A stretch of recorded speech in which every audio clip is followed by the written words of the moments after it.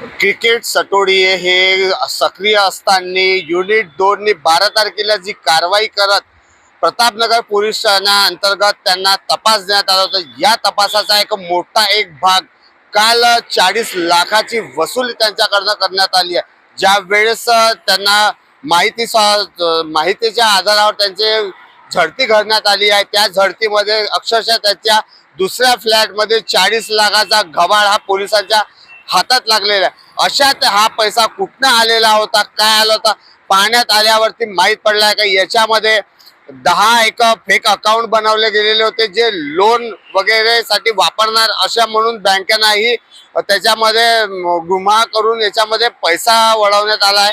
परंतु यात बघण्यात आलं की ज्या प्रकारे छोटे व्यवसायी किंवा रिक्षावाले, ऑटोवाले अशांच्या नावांचा वापर करून हे अकाउंट चालवत होते आणि एवढं मोठं षडयंत्र हे चालवत होते। अशातच प्रतापनगर पोलिसांनीही याबद्दलची काय माहिती दिली तेही जाणून घेऊया पंकजजी बोंडसेकडनं। कारवाई करण्यात आली, कशा प्रकारची कारवाई होती, कितीचा मुद्देमाल हस्तगत करण्यात आला, काय सांगा?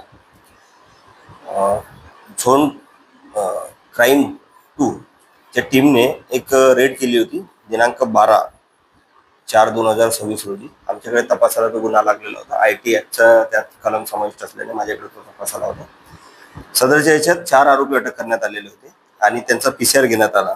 त्यामध्ये 10 बँक पासबुक मिळालेले आहेत आणि 12 मोबाईल्स मिळालेले आहेत आणि त्यात 24 सिम्स आहेत, जे इतरांच्या नावावर आहे। त्याच्यामुळे त्यात 336(3) हे पण कलम समाविष्ट करण्यात आले।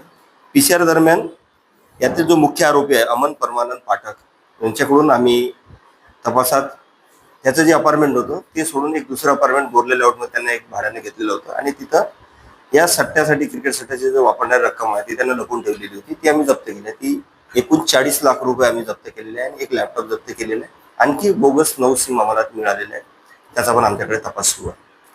कशा प्रकारच्या मॅचवरती हे क्रिकेट सट्टा चालू होता आणि याच्यामध्ये आणखी किती आरोपी वाढण्याची शक्यता आहे का? यामध्ये आणखी आरोपी वाढण्याची शक्यता आहे। एसके नावाचा एक आरोपी तो सांगतोय, पूर्ण नाव त्याला माहिती नाही। ते आपलं टेक्निकल तो तपास आहे, तो आम्ही करणं सुरू आहे। IPLच्या ज्या मॅचेस आहेत त्यात चेन्नई वर्सेस दिल्ली या टीमची जी मॅच होती त्याच्यावर ते क्रिकेट सट्टा ऑनलाईन बेटिंग करत होते। ड्रीम एक्सचेंज म्हणून ऑनलाईन ॲप आहे, त्यावर तो ऑनलाईन टोकन सिस्टीम वापरला जाते। ते गिरायकाकडून जे प्लेयर्स आहेत त्यांच्याकडून ते पैसे घेऊन दुसऱ्याच्या अकाउंटवर ते त्यात कॉईन भरतात आणि कॉईन नंतर सट्टा लावून ते जिंकल्यानंतर ते कॉईन विकून परत ते रक्कम जी आहे दुसऱ्याच्या खात्यात थ्रू वरती करतात। यात ते बोगस खातेवाल्यांनी वापरलेले आणि बोगस सिम वापरलेले आहेत। याच्यामध्ये आता बँकेचे जे पासबुक वगैरे आहे ते बँकेकडूनही काही तपास होईल का या अकाउंटवरती, का कसं काय राहील याच्यावर? आम्ही काही बँकेबाबत माहिती काढलेली आहे। त्यामधील 1 ते 2 आम्ही जेव्हा 2 लोकांना बोलवलं त्यांनी सांगितलं की आम्हाला काही लोन देण्याच्या याच्यासाठी कागदपत्र मागून आमच्याकडून खाते काढण्यात आले आहे। त्याच्यानंतर आम्हाला ते खाते आमच्याकडे दिलेले नाही आहे। हे आरोपी वापरत आहे त्यांना माहिती नाही आहे आणि एक व्यक्ती जे त्याच्या नावावर 2 खाते आहेत तो व्यक्ती ऍक्च्युली तिथे राहत नाही। आम्ही त्याचा पत्ता शोध काढला तर अशी बोगस पण खाते यांनी काढलेले आहे, पण त्या व्यक्तीकडून काढून मग तेही रिक्षावाले किंवा ठेले चालवणारे यांचे अज्ञानतेचा फायदा घेऊन हे यांचे खाते काढतात बोगस। त्याच्यामध्ये PI साहेबांना सांगितल्यानुसार पाहण्यात आला आहे की जो मुख्य आरोपी आताही फरार आहे। आता याच्यामध्ये बघावं लागेल की मुख्य आरोपी भेटल्यावरती आणखी किती लाख रुपये त्यांच्याकडनं वसूल करण्यात येईल आणि कशा धारा याच्यावर लागलेल्या आहेत हेही आपण जाणून घेतलेलं आहे।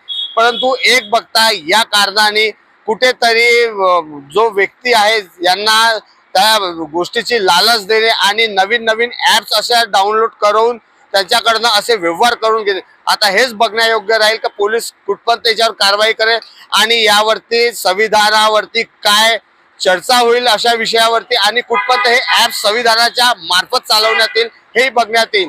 अशाच बातम्या बघण्यासाठी तुम्ही पाहत राहा नागेश चित्रमाळचा उद्गार न्यूज।